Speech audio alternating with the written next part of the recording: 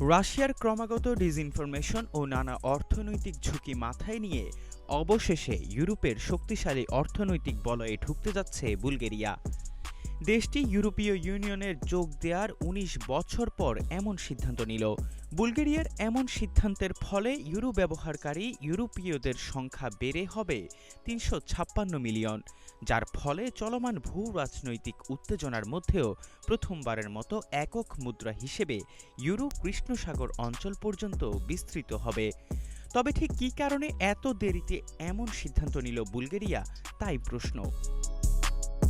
দক্ষিণ পূর্ব ইউরোপের বুলগেরিয়া ২০০৭ সাল থেকে ইউরোপীয় ইউনিয়নের সদস্য, কিন্তু দীর্ঘ বিলম্বের পর ২০২৬ সালের প্রথম দিন ইউরোজোনের ২১তম সদস্য হতে যাচ্ছে দেশটি। তবে মূল্যস্ফীতি বাড়ার আশঙ্কায় দেশটির একটি বড় অংশের মানুষ গভীর সংশয়ে রয়েছে।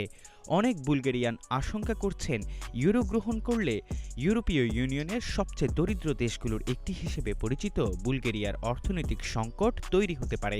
জীবন অবাক না করলে কে করবে? ২৮% মিল্ক ফ্যাটের অবাক করার সাথে ফ্রেশ মিল্ক পাউডার। জীবন অবাক করুক প্রতিদিন।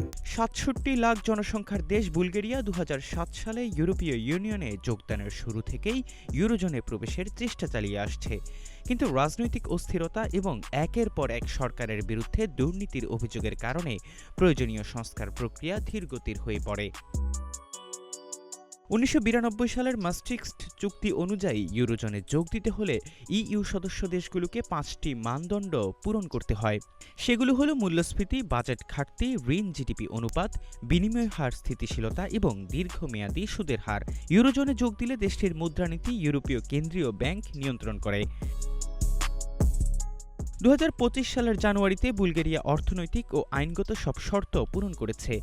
জুন ও জুলাই মাসে ব্রাসেলসের ইউরোপীয় কাউন্সিল ও অর্থ বিষয়ক কাউন্সিল এবং স্ট্রাসবুর্গের ইউরোপীয় পার্লামেন্ট আনুষ্ঠানিক অনুমোদন দেয়। ইউরোজোনে প্রবেশের ফলে বর্তমানে ১ ইউরোর বিনিময়ে পাওয়া যাবে ১.৯৬ বুলগেরিয়ান লেভ। এই হার নির্ধারিত হয়েছে ইউরোপীয় এক্সচেঞ্জ রেট মেকানিজমের আওতায়, ইউরো গ্রহণের পূর্বশর্ত হিসেবে, যেখানে বুলগেরিয়া ২০২০ সালে যোগ দেয়। ইউরো গ্রহণ নিয়ে বুলগেরিয়ানরা প্রায় সমানভাবে বিরক্ত।